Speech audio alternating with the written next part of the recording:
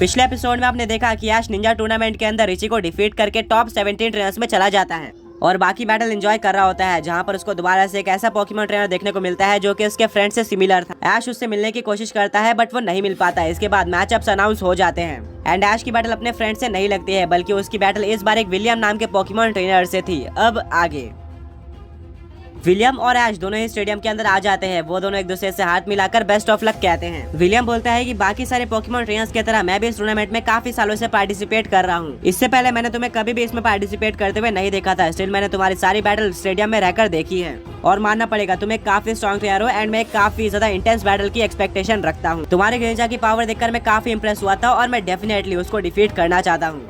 ऐश बोलता है जरूर, मेरी तरफ से तो ये बैटल बिल्कुल इंटेंस होने वाली है, तो चलो बैटल को स्टार्ट करते हैं। विलियम बोलता है ठीक है। अब दोनों ही ट्रेनर्स अपने अपने पोकीबॉल को ग्राउंड में फेंकते हैं। ऐश अपने ग्रेंजा को बाहर निकालता है, वहीं पर विलियम का ग्रेंजा भी बाहर आता है। बाकी सारे ग्रेंजा से अलग विलियम का ग्रेंजा बिल्कुल नॉर्मल था। ऐश बोलता है कि क्या टॉप 17 में एक नॉर्मल ग्रेंजा, ये तो मुझे अनबिलीवेबल सा लग रहा है। पिछले दोनों मैचेस में मैंने यूनिक और रेयर ग्रेंजा से बैटल करी थी बट टॉप 17 में मेरे सामने एक नॉर्मल ग्रेंजा आया है। विलियम बोलता है कि ये बात जरूरी नहीं है कि हमारे पास कोई रेयर या फिर यूनिक ग्रेंजा ही हो। तुम्हारी इन्फॉर्मेशन के लिए बता दो कि मैंने ऑलरेडी काफी सारे यूनिक और रेयर ग्रेंजा को हराया हुआ है और उसी से मैं यहाँ पर पहुंचा हूँ, तो मुझे अंडर एस्टिमेट मत करना। ये बैटल डेफिनेटली इंटेंस होने वाली है और मैं होप करता हूँ कि जो बेटर बैटल करे वो विनर बन जाए। बैटल स्टार्ट होती है। विलियम अपने ग्रेंजा को नाइट स्लैश अटैक यूज करने बोलता है। जब तक ऐश अपने ग्रेंजा को डॉज करने बोलता तब तक ये नाइट स्लैश अटैक ऐश के ग्रेंजा पर लग जाता है। इसके बाद विलियम का ग्रेंजा यूज करता है स्कार्ल अटैक का, ये भी ग्रेंजा के ऊपर लग जाता है। विलियम के ग्रेंजा की स्पीड काफी ज्यादा लग रही थी बाकी ग्रेंजा के मुकाबले और बैटल के स्टार्ट में उसने एक अपर हैंड ले लिया था। इसके बाद ऐश अपने ग्रेंजा को कट अटैक यूज करने बोलता है। जैसे ही ऐश का ग्रेंजा पास पहुंचता है, विलियम का ग्रेंजा इस अटैक को काफी ज्यादा इजीली डॉज कर लेता है और ऐश के ग्रेंजा के पीछे जाकर पावर अप पंच अटैक का यूज करता है, जिससे ऐश के ग्रेंजा को डैमेज पड़ता है। ब्रॉक बोलता है कि मतलब विलियम का ग्रेंजा देखने में यूनिक नहीं है बट उसके अंदर एक यूनिक चीज है।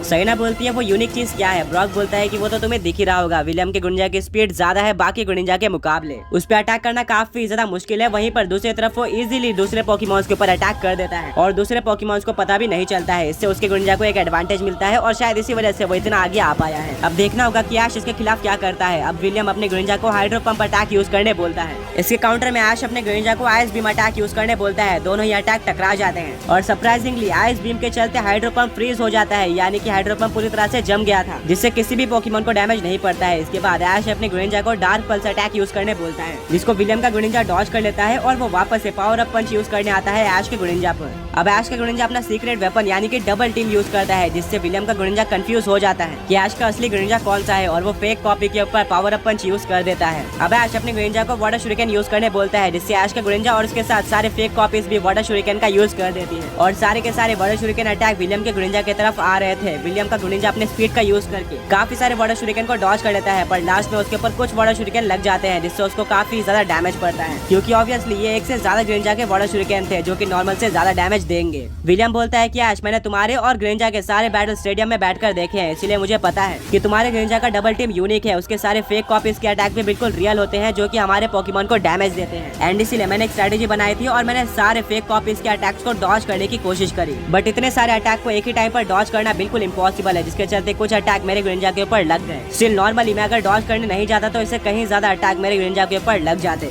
ऐश बोलता है तुम्हारी नोटिसिंग स्किल तो काफी अच्छी है बट तुम इस बैटल के बाद कुछ और भी नोटिस करने वाले हो कि मेरा ग्रेंजा सबसे ज्यादा स्ट्रॉन्ग है। ऐश अपने ग्रेंजा को दोबारा से डबल टीम अटैक यूज करने बोलता है, जिससे ऐश के ग्रेंजा की सारी फेक कॉपीज विलियम के ग्रेंजा को घेर लेती हैं। इसके बाद ऐश अपने ग्रेंजा को कट अटैक यूज करने बोलता है, जिससे चारों तरफ से कट अटैक विलियम के ग्रेंजा की तरफ आता है। विलियम बोलता है ग्रेंजा वहीं पर खड़े रहो। जैसे सारे ग्रेंजा विलियम के ग्रेंजा के पास आ जाते हैं वैसे ही वो जंप कर देता है, जिससे सारे के सारे क्लोन ग्रेंजा के अटैक एक दूसरे से ही टकरा जाते हैं और उनमें से एक ऐश का ग्रेंजा भी था, जिसके चलते ऐश के ग्रेंजा को ही डैमेज पड़ जाता है। बट इसके बाद वो वाटर पल्स अटैक का यूज कर देता है जो कि विलियम के ग्रेंजा के ऊपर लग जाता है और उसको डैमेज पड़ता है। विलियम का ग्रेंजा काफी हद तक ऐश के ग्रेंजा को टक्कर दे रहा था, पर तभी ऐश अपने ग्रेंजा को एरिया लेस अटैक यूज करने बोलता है। विलियम बोलता है वही पुरानी स्ट्रेटेजी, तुम इसका फिर से यूज कर रहे हो, ये बिल्कुल भी काम नहीं आने वाला है। जैसे ही ऐश का ग्रेंजा पास आ जाता है विलियम का ग्रेंजा उसको डॉज करने जाता है, पर तभी ऐश एक स्माइल देता है और अपने ग्रेंजा ग्रेनिंजा को पाउंड अटैक यूज करने बोलता है, जो कि विलियम के ग्रेनिंजा के ऊपर लग जाता है और उसका बैलेंस बिगड़ जाता है, जिसके चलते वो जमीन पर गिरता है। इसका फायदा उठाते हुए ऐश का ग्रेनिंजा यूज कर देता है एरिया लेस अटैक का। विलियम का ग्रेनिंजा काफी वीक हो चुका था। ऐश बोलता है कि ग्रेनिंजा यही मौका है, डबल टीम अटैक का यूज करो। ऐश का ग्रेनिंजा बिल्कुल ऐसे ही करता है और वो दोबारा से विलियम के ग्रेनिंजा को घेर लेता है। इसके बाद वो यूज करता है वाटर शुरिकेन का, जिससे काफी सारे वाटर शुरिकेन विलियम के ग्रेनिंजा की तरफ आते हैं। अब क्योंकि वो वीक हो चुका था, इसीलिए वो इन अटैक्स को डॉज नहीं कर पाता, जिसके चलते सारे के सारे वाटर शुरिकेन अटैक विलियम के ग्रेनिंजा के ऊपर लग जाते हैं, जिसके चलते काफी बड़ा एक्सप्लोजन होता है। विलियम डरा हुआ था क्योंकि उसको लग रहा था कि उसका ग्रेनिंजा हार चुका है। वहीं पर ऐश का ग्रेनिंजा अभी भी पूरी तरह से एक्टिव बोर्ड में खड़ा हुआ था, वो बिल्कुल भी डैमेज नहीं लग रहा था। सहीना बोलती है कि लगता है कि ऐश ने फाइनली एक और बैटल जीत लिया और अब वो टॉप 8 में चला जाएगा।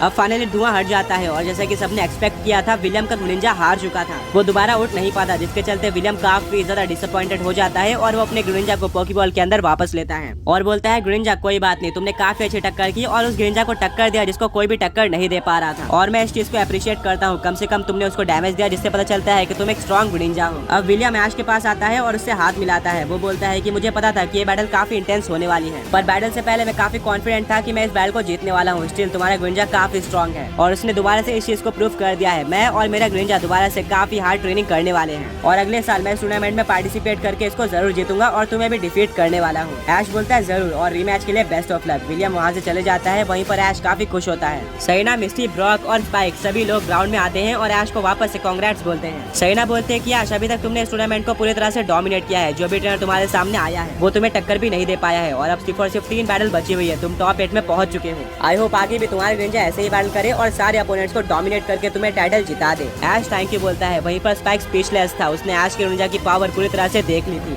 अब हर बार की तरह ऐश, ब्रॉक, मिस्टी, सहीना और स्पाइक बाकी सारी बैटल्स को एंजॉय करते हैं स्टेडियम में बैठकर। बैटल्स और भी ज्यादा इंटेंस हो गई थी एंड उनको और भी ज्यादा रेयर और यूनिक ग्रेनिंजा देखने को मिल रहे थे। ऐश बोलता है, मैं तो उस टाइम का वेट कर रहा हूँ जो कि मेरे फ्रेंड से काफी ज्यादा सिमिलर लगता है और इस बार मैं उससे मिलकर रहूंगा। फाइनली वो ट्रेनर ग्राउंड में आता है और इसकी बैटल स्टार्ट होती है। वो दोबारा से अपने अपोनेंट को डोमिनेट कर रहा होता है। फाइनली वो ट्रेनर ग्राउंड में आता है और इसकी बैटल स्टार्ट होती है। वो दोबारा से अपने अपोनेंट को डोमिनेट कर रहा होता है